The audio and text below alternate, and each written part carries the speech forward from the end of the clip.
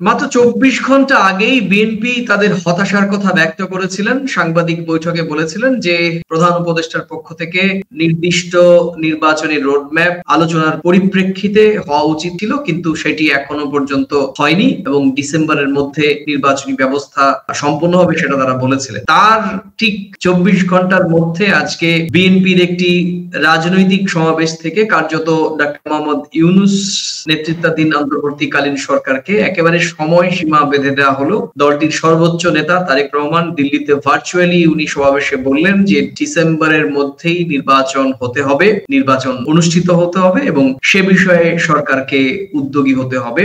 এবং শুধু তাই নয়, আজকে যে সমাবেশ, রাজনৈতিক সমাবেশে বিএনপির নেতৃত্বস্থানীয় যে নেতারা বক্তব্য দিয়েছেন তাদের শরীরী ভাষায় মনে হয়েছে যে সরাসরি সরকারি দল এবং বিরোধী দল যেরকম ভাবে আমরা দেখি শাসক এবং বিরোধী, এই মুহূর্তে দাঁড়িয়ে যদি বলা হয় বিএনপি ডক্টর মোহাম্মদ ইউনূসের অন্তর্বর্তীকালীন সরকারের বিরোধী পক্ষ, ঠিক সেইভাবেই সরকার যেরকম আক্রমণ করা হয় আজকে আমরা দেখেছি সালাউদ্দিন সাহেব থেকে শুরু করে সমস্ত বিএনপির তাবড় নেতাদের মুখে অন্তর্বর্তীকালীন সরকারের সঙ্গে পূর্ববর্তী শেখ হাসিনা সরকারের স্বৈরাচারী যে মনোভাব সেগুলোর সঙ্গে সম্পৃক্ততা করেছেন তারা। এবং নির্বাচনী রোডম্যাপ প্রকাশের যে আলটিমেটাম বিএনপি এখন অন্তর্বর্তীকালীন সরকার প্রধান উপদেষ্টার দিকে ছুড়ে দিয়েছেন, তারপর কি হতে চলেছে এই মুহূর্তে দাঁড়িয়ে, কারণ জামাত, এনসিপি এবং ডক্টর মোহাম্মদ ইউনূস সরকার এবং তার অন্তর্বর্তীকালীন সরকারের উপদেষ্টারা সবাই মোটামুটি একটি শিবিরে দাঁড়িয়ে রয়েছে এই মুহূর্তে দাঁড়িয়ে, এবং একই সঙ্গে আলাদা শিবিরে দাঁড়িয়ে নির্বাচন সামনে রেখে কার্যত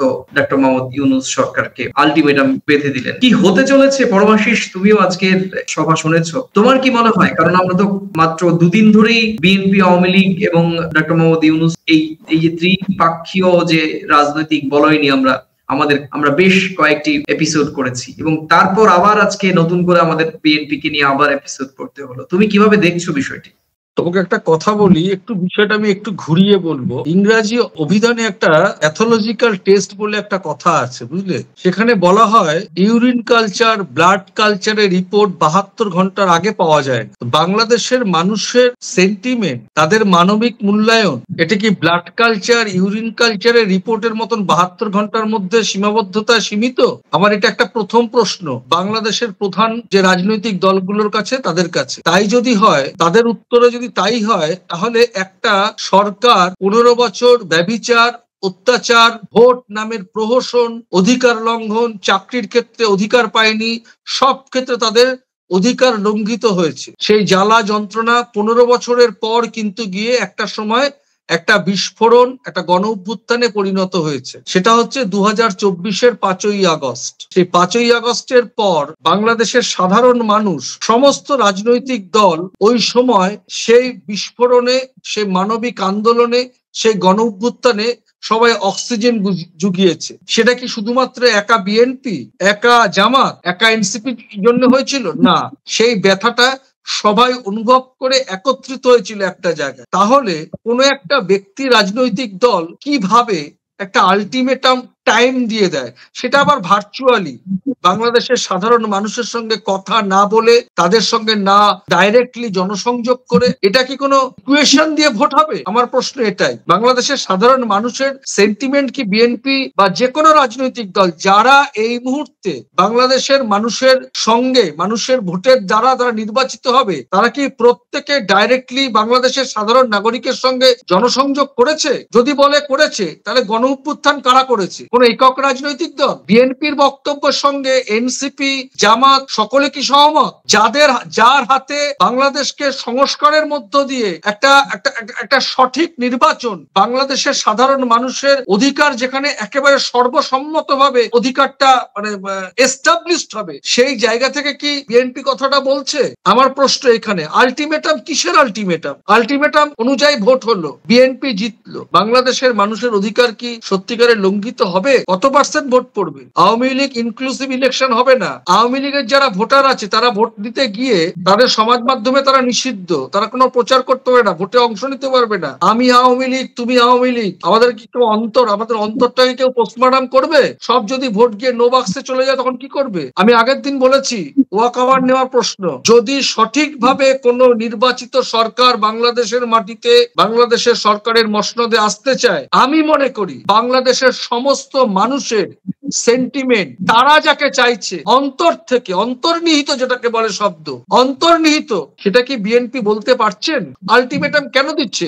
আলটিমেটাম যাকে দিচ্ছে সে বাংলাদেশের সমস্ত মানুষের সমর্থনে ওই জায়গাটায় গেছে যে আপনি দায়িত্বটা অর্জন করুন, দায়িত্বটা গ্রহণ করুন, আপনি একটা পরিসর তৈরি করুন, আপনাকে দায়িত্ব দিলাম একটা সুন্দর বাংলাদেশ গড়ে দেওয়ার। তাকে আলটিমেটাম কয়ে দিচ্ছে একটা ব্যক্তি, রাজনৈতিক দল যাদের বায়োডাটা বা ব্যাকগ্রাউন্ড যদি তুমি বলো, বাংলাদেশের সেই রাজনৈতিক দলের বায়োডাটা, রেজিউম, ব্যাকগ্রাউন্ড যদি বলো, সেটা কি 100% বাংলাদেশের সব মানুষ সমর্থন করে?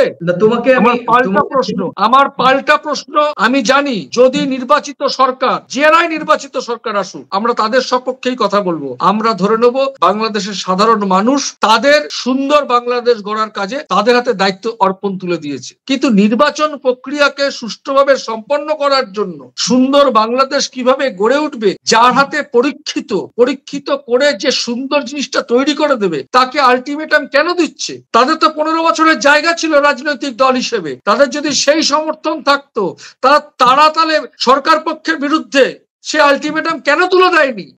না, পরমাশিস, ডিসেম্বর থেকে জুন খুব একটা বেশি সময় তো নয়। শুধু ডিসেম্বরে নির্বাচনই কেন, ডিসেম্বরকেই কেন শুধুমাত্র বলা হচ্ছে বারবার করে? শোনো, আমি তোমাকে একটা কথা বলি, ডিসেম্বর থেকে জুন, জানুয়ারি, ফেব্রুয়ারি, মার্চ, এপ্রিল, মে, জুন, 6 মাস। এটা আমিও জানি, তুমিও জানো। ডিসেম্বরে করতে হবে আর জুনে কেন নয়?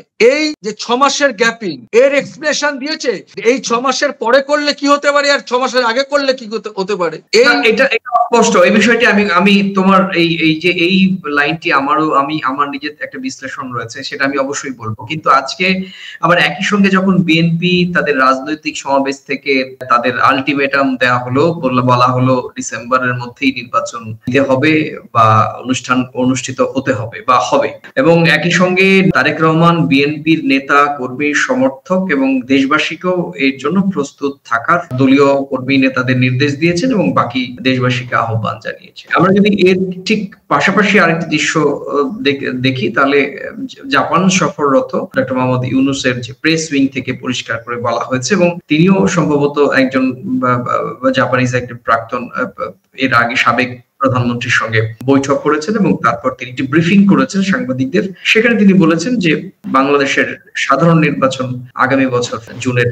মধ্যেই সম্পন্ন হবে, এবং এর আগে তুমি জানো যে এর আগে প্রেস উইং থেকে বলা হয়েছে জুলাইয়ের 1 তারিখে নতুন কোন সরকার থাকবে 2026-এ। সুতরাং এখান থেকে কিন্তু রোড ম্যাপের কথা যেটা বলা হচ্ছে সেটা খানিকটা অস্পষ্ট, দাবিটা অস্পষ্ট। কারণ রোড ম্যাপ যদি বলা হয়, আসলে ডক্টর ইউনূস সরকার কিন্তু রোড ম্যাপ দিয়েই দিয়েছে। যদি কেউ বলে থাকেন, উনি বারবারই বলছেন যে নির্বাচন হবে ডিসেম্বর থেকে জুন পর্যন্ত, তাহলে এই 6-7 মাস এটাই তো বেসিক্যালি রোডম্যাপ হওয়ার কথা। আমার যেটা ক্ষুদ্র ধারণা থেকে সেটাই কিন্তু সামনে এসছে। আজকে তারেক রহমান যেটা বললেন, উনি বললেন যে বাংলাদেশে এর আগে 3 মাসের মধ্যে, অর্থাৎ 90 দিনের, ওইটা হচ্ছে তত্ত্বাবধায়ক সরকার, ওইটা নর্মস সাংবিধানিকভাবে সেটি তৈরি করা হয়েছিল যে তত্ত্বাবধায়ক সরকার 3 মাসের মধ্যে ক্ষমতা করবেন। সেটিতে একটি গোছানো ব্যবস্থা, ওই সময় সরকারের সময় সেটা করা সহজ হয়েছে। কিন্তু এখন তো অগোছালো পরিবেশ। সেটি তো বিএনপিও এক সহমত ছিল, জামাতও সহমত, এনসিপিও সহমত, সাধারণ মানুষও সহমত ছিল যে সংস্কারের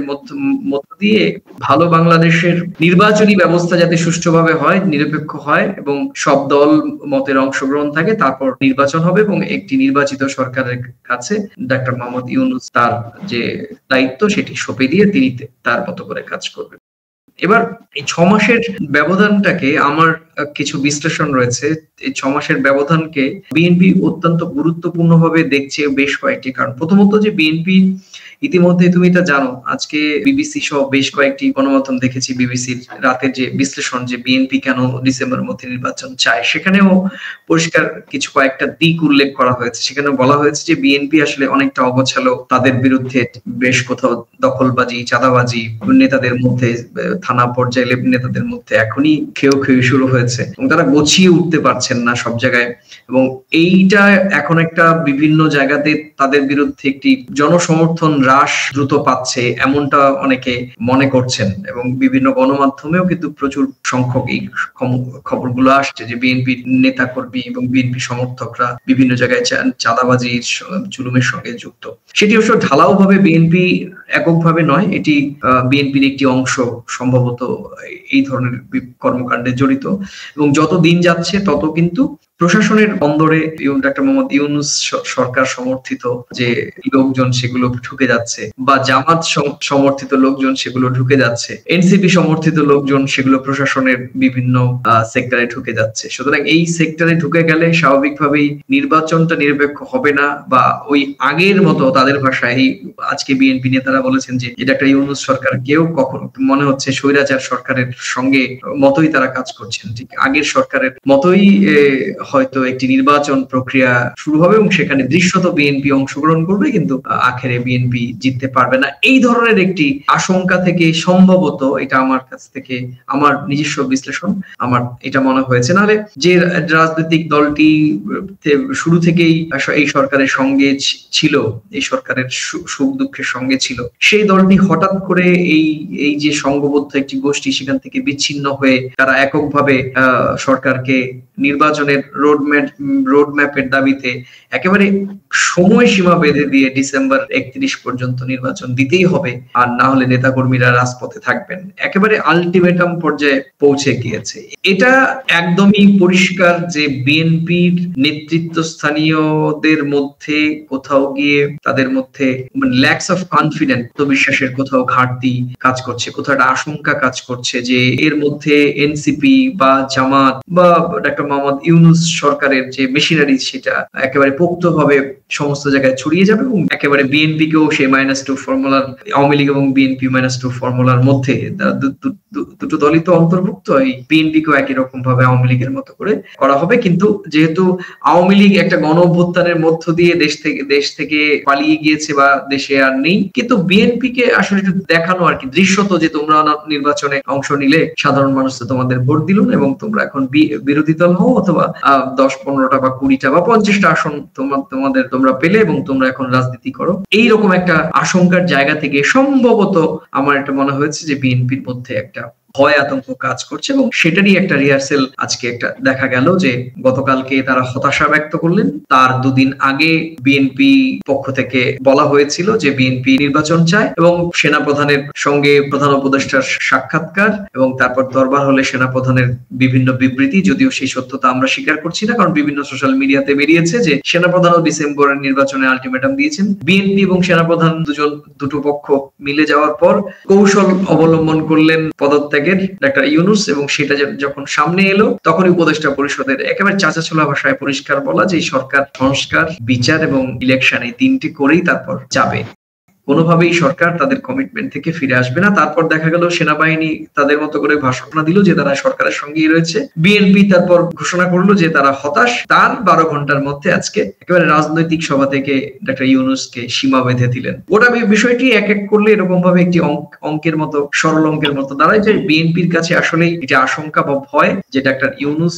সরকার যেভাবে জনসমর্থন পাচ্ছেন, বা সাধারণ মানুষ তাকে রাজনীতির বিমুখ হয়ে, আওয়ামী লীগ এবং বিএনপির বিমুখ হয়ে তার প্রতি যেরকম ভাবে আস্থা রাখছেন, তাতে বিএনপির রাজনৈতিক অস্তিত্ব সংকটের মুখে পড়বে, এবং সে কারণেই তারা নির্বাচন চাইছে। কারণ ডিসেম্বরে নির্বাচন হলে বিএনপি আক্ষরিক অর্থে নয়, বিএনপি সত্যিকার অর্থে বিএনপি ক্ষমতায় যাবে। তুমি আমার এই যে বিশ্লেষণ, সেই বিশ্লেষণে তুমি কিভাবে দেখছো, তোমার ব্যাখ্যাটা? দেখো, আমি তার অন্তর্দৃষ্টা নই, আমি আমার রাজনৈতিক সাংবাদিকতা জীবনের যে আমি বিভিন্ন মানুষের পরিচয়, পরিবেশ, সব ওঠানামা, রাজনৈতিক নেতাদের উত্থান পতন, তাদের কৌশল সবকিছু দেখেছি। সেটাতে আমার মনে হয়েছে ডক্টর ইউনূস সাহেব বাংলাদেশের মানুষের কাছে একটা পরিশুদ্ধ পানীয়, অর্থাৎ জল, আমরা বলি জল, বাংলার মানুষের লোকে বলে পানি, পরিশুদ্ধ পানি পৌঁছে দিতে চাইছে। পরিশুদ্ধ পানিটা কি? পরিশুদ্ধটা পানিটা হচ্ছে একটা পরিশুদ্ধ রাজনৈতিক দল। সেই পরিশুদ্ধ রাজনৈতিক দলকে সামনে নির্বাচনের মধ্য দিয়ে পরিশুদ্ধ রাজনৈতিক দল সে নির্বাচিত হবে, বাংলাদেশের মানুষের তাদেরকে সেই নির্বাচিত আসনে মসনদে বসানোর জন্য তাদের অধিকার প্রয়োগ করবে, সেটা একটা পরিশুদ্ধতার মধ্য দিয়ে তিনি আনতে চাইছেন। সেইটা অনেকের হয়তো পছন্দ হচ্ছে না, তার কারণ আমি কোনো রাজনৈতিক দলকে কিন্তু খারাপ বলছি না, আমি বলতে চাইছি বাংলাদেশের সাধারণ মানুষের অধিকারের প্রতিষ্ঠার দাবিতে সুন্দর বাংলাদেশ কোন রাজনৈতিক দলের তারা মসনদে পড়ে, তারা মসনদে বসার পর সেই বাংলাদেশের মানুষগুলো যেন নতুন করে আর ডিপ্রাইভ না হয়, নতুন করে হীরক রাজার দেশে পরিণত হয়। আমার মনে হয় ডক্টর ইউনূস গত 2024-এর 5ই আগস্টের পর সে দেশের মানুষ তার কাছে যেটা সমর্পণ করেছে, উনি যে কৌশলে নির্বাচন করাতে চাইছে সেটাও একটা পরিশুদ্ধ পানীয়র মত, সেটা অনেকের পছন্দ নাও হতে পারে। ডক্টর ইউনূসের সার্বভৌম বাংলাদেশ গড়ার ক্ষেত্রে তার পলিসি ভারত সরকারের পছন্দ নাও হতে পারে, আমি সমর্থন করব তাকে। কেন? সে দেশের মাটিতে দাঁড়িয়ে সে দেশের জনগণ তাকে বলেছে আমাদের একটা সুন্দর বাংলাদেশ গড়ার একটা জায়গা আপনি তৈরি করে দিন, উনি সেটা দায়িত্বটা পালন করছে। সেই দায়িত্ব পালনের মধ্যে কোনো নির্দিষ্ট কিন্তু টাইম হতে পারে, সংস্কার সবকিছু, এবং তার কৌশলগত কিছু জিনিস যদি ভারত সরকার অপছন্দ করে, ভারত সরকার তার মতন করে বিষয়টি কিন্তু হ্যান্ডেল করবে। কিন্তু বাংলাদেশের মাটিতে কোনো রাজনৈতিক দল তারা রাজনীতি করেন বাংলাদেশের মানুষের অধিকার, তাদের স্বাধিকার সবকিছু যাতে লঙ্ঘিত হয় তার জন্য, তাহলে তারা 5ই আগস্টের পর যার হাতে সম্পূর্ণ দায়িত্ব অর্পণ করা হয়েছে তাকে কেন আলটিমেটাম দিচ্ছে? তাকে কাজটা করার সুযোগ দিক, পরিশুদ্ধ পরিবেশ গড়ে দেওয়ার জায়গা করে দিক। আমার প্রশ্নটা এখানে, তারা আগের দিন বলছেন হতাশা, আজকে তারা বলছেন আলটিমেটাম, আর ডক্টর ইউনূস বলছেন নতুন বাংলাদেশ গড়ার ক্ষেত্রে আগে সংস্কার, বিচার ব্যবস্থা, তারপর সঠিক নির্বাচন। কোনটা বাংলাদেশের মানুষ চায়? বাংলাদেশের মানুষ কি চায় বিএনপির আলটিমেটাম, নাকি বাংলাদেশের মানুষ চায় ডক্টর ইউনূস যে মন্তব্য করেছেন, সে যে কৌশল নিয়েছেন? মিডিয়াকে বলছে ভুলে যাও, বাংলাদেশের সাধারণ মানুষ কি বলছে? বাংলাদেশের সাধারণ মানুষ ডিপ্রাইভ হয়েছে, বাংলাদেশের সাধারণ মানুষ পথে নেমে গণ অভ্যুত্থান করেছে। গণ অভ্যুত্থান কি বিএনপি করেছে? গণ উত্থান কি জামাত করেছে? গণ অভ্যুত্থান কি এনসিপি করেছে? এটা তাদেরকে পাল্টা প্রশ্ন আমার। বাংলাদেশের সাধারণ মানুষ করেছে, তাদের অধিকার লঙ্ঘিত হয়েছে, যাদের অধিকার লঙ্ঘিত হয়েছে তারা ডক্টর ইউনূসের কে উপদেষ্টা করে অন্তর্বর্তী সরকার গড়েছেন যে নতুন বাংলাদেশ গড়ে দেওয়ার ক্ষেত্রে। সে কোন কৌশলে বাংলাদেশ গড়বে, সার্বভৌমত্ব বাংলাদেশ গড়বে, ভারত সরকারের পছন্দ নাও হতে পারে। আমি একজন ভারতীয় নাগরিক, ভারতীয় সাংবাদিক, আমি একদম নিজের দায়িত্ব নিয়ে বলছি, নতুন বাংলাদেশ গড়ার ক্ষেত্রে ডক্টর ইউনূস যা যা সিদ্ধান্ত নেবে সেটা বাংলাদেশের মানুষের জন্য নেবে। সেই সিদ্ধান্ত ভারত সরকারের যদি পছন্দ না হয়, ভারত সরকার পররাষ্ট্রনীতির ক্ষেত্রে, কূটনীতির ক্ষেত্রে সেটা বোঝাপড়া করে নেবে। কিন্তু আমাদের কথা হচ্ছে বাংলাদেশের মানুষের অধিকারের দাবিতে বাংলাদেশের সঠিক নির্বাচন প্রয়োজন। বাংলাদেশে 15 বছর এক্সপ্লয়েট হয়েছে বাংলাদেশের সাধারণ মানুষ, তারা গণ অভ্যুত্থান করেছেন। সে দেশের একটা যে রাজনৈতিক দল বিরোধী, তারা বলছেন আমাদের মুখ চেপে রাখা হয়েছিল। তাহলে আপনাদের মুখ চেপে রাখা হয়েছিল গণ অভ্যুত্থানের পরে, আপনাকে যারা দায়িত্ব দিয়েছেন যে সঠিক নির্বাচন, বাংলাদেশের মানুষের অধিকার রক্ষার ক্ষেত্রে, নতুন বাংলাদেশ গড়ার ক্ষেত্রে, তাকে আপনারা আলটিমেটাম কোন যুক্তিতে আলটিমেটাম দিচ্ছেন? একদমই। পরমাশিস, তোমাকে ধন্যবাদ। অনেক সময় ধরে আমরা বিশ্লেষণ করলাম এবং আমি শুধু শেষ করব এটুকু বলে, বিএনপির এই আলটিমেটাম নিঃসন্দেহে ডক্টর মোহাম্মদ ইউনূস তার কৌশল তিনি অবলম্বন করবেন, কিন্তু আমার দূর থেকে আমরা ভারতে বসে ভারতীয় সাংবাদিক হিসেবে বাংলাদেশের মিডিয়া বা বাংলাদেশের রাজনীতি নিয়ে বিশ্লেষণ করার সুযোগ পাওয়ায় আমি এইটুকু বলতে পারি যে ডক্টর মোহাম্মদ ইউনূস যে এই মুহূর্তে দাঁড়িয়ে তার প্রতি সাধারণ মানুষের, যেটা তুমি বলছিলে যে রাজনৈতিক সাধারণ মানুষের তার প্রতি যে আস্থা, সেটাকে তো সম্মান করতে হবে, তাকে সম্মান না, বাংলাদেশের সাধারণ মানুষের আস্থার সম্মানটা করতে হবে। এবং তারও আমার মনে হয় যে ডক্টর ইউনূসের সাধারণ মানুষের সমর্থন তার আসলে মূল কৌশল এবং তার মূল শক্তি, যেটি আমরা সবশেষ উপদেষ্টা পরিষদের যৌথ বিবৃতিতে পরিষ্কার বলেছি, যে পরিষ্কার দেখেছি যে সাধারণ মানুষকে তিনি জানাবেন, তার সরকার জানাবে এবং সরকার প্রয়োজনে সব ধরনের কঠোর সিদ্ধান্ত নিতেও পিছু পা হবে না সাধারণ বাংলাদেশের মানুষের স্বার্থে। এবং আমার বিশ্বাস যে শেষ পর্যন্ত ডক্টর মোহাম্মদ ইউনূসের পাশে বাংলাদেশের সমস্ত রাজনৈতিক মত ভেদাভেদ ভুলে সাধারণ মানুষ, যেহেতু ডক্টর মোহাম্মদ ইউনূসের সঙ্গে আছেন, তার কৌশল এবং তার শক্তি সাধারণ মানুষ, এবং সেক্ষেত্রে আমার দৃঢ় বিশ্বাস যে এই রাজনৈতিক চাপ থাকবেই, আলটিমেটাম থাকবে, এবং শেষ পর্যন্ত ডক্টর মোহাম্মদ ইউনূস জুনের একদম শেষ দিন পর্যন্ত তিনি সংস্কার এবং বিচার, তারপর নির্বাচন, এই যে তিনটে কৌশলেই বাস্তবায়ন করে তারপর জুলাইয়ের 1 তারিখে হয়তো নতুন সরকারের হাতে ক্ষমতা হস্তান্তর করবে, এমন প্রত্যাশা রেখে আজকের প্রাসঙ্গিক প্রসঙ্গে বিএনপির আলটিমেটাম, এবার কি কৌশল নেবেন ডক্টর ইউনূস, এই শীর্ষক আলোচনা বা বিশ্লেষণ আমরা শেষ করছি।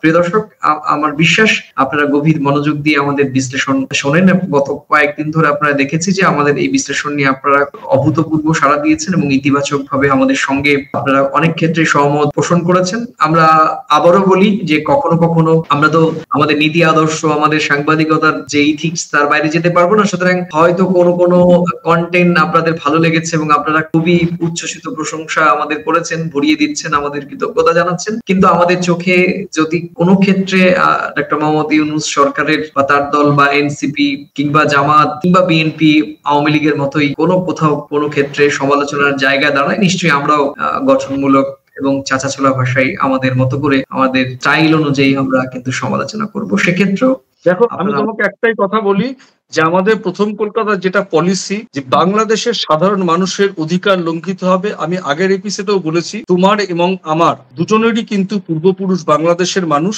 আমরা বাপ, কাকা, ঠাকুরদাদা, মা, মাসি, দিদিমা, দাদু সকলের কাছে বাংলাদেশের ইতিহাস শুনেছি, সোনার বাংলার ইতিহাসের কথা শুনেছি। সেই বাংলাদেশের মানুষের অধিকার লঙ্ঘিত হোক, আমরা কখনো সেটা চাইবো না। আমরা নতুন প্রজন্ম, আমরা ইন্ডিয়াতে বসবাস করছি। ভারত এবং বাংলাদেশের সম্পর্ক সুনিবিড় হোক, সব ক্ষেত্রে অর্থনৈতিক, পারিপার্শ্বিক, বাণিজ্যিক, দুদেশের সম্পর্ক বজায় রাখার জন্য যা যা করণীয় প্রথম কলকাতা সেটা করবে, কিন্তু বাংলাদেশের মানুষের অধিকার যাতে লঙ্ঘিত না হয় সেই বিষয়ে কিন্তু আমরা সব সময় সরব থাকবো। সেটা আমাদের বক্তব্য কারো অপছন্দ হতে পারে, পছন্দ হতে পারে, আমাদের সমালোচনা করতে পারেন, আমাদের ভালো কথাও বলতে পারেন। আপনাদের সমালোচনা সবসময় কিন্তু আমাদের পাথেয়, আমাদের আগামীর পথ চলার জন্য। আমরা আত্মসন্তুষ্টতে কিন্তু ভুগবো না, আমরা আত্মসমালোচনার মধ্য দিয়ে দুদেশের সম্পর্ক, মানুষের অধিকার, বিশ্ব নাগরিকের অধিকারের জন্য প্রথম কলকাতা কিন্তু সবসময় কথা বলবে।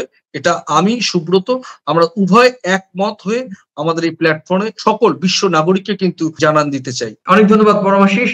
সেই সঙ্গে আমাদের দর্শকদের প্রতিও আমাদের গভীর কৃতজ্ঞতা যে আপনারা এত সময় ধরে আমাদের সঙ্গে ছিলেন। এইভাবে আমাদের সঙ্গে থাকবেন। ভালো লাগলে এই ভিডিওটি শেয়ার করবেন এবং গঠনমূলক, সমালোচনামূলক বা কোনো দিক নির্দেশনামূলক মন্তব্যের কলামে লিখে নিতে পারেন। যদি চ্যানেলটি সাবস্ক্রাইব আপনারা ইতিমধ্যে না করে থাকেন, অবশ্যই চ্যানেলটি সাবস্ক্রাইব করবেন। যদিও আমি কখনোই কথা বলি না, কারণ হচ্ছে যে আমার চ্যানেলের দর্শক যারা আছেন তাদের ভালো লাগলে এমনি সাবস্ক্রাইব করবেন। তবু একটা শিষ্টাচার থাকে, আবেদন থাকে, দর্শকদের কাছে একটা আবেদন রাখতে হয়।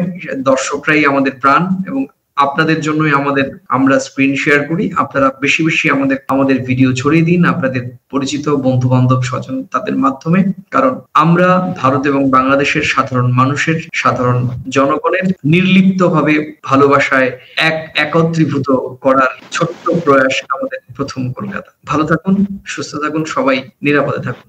নমস্কার। নমস্কার।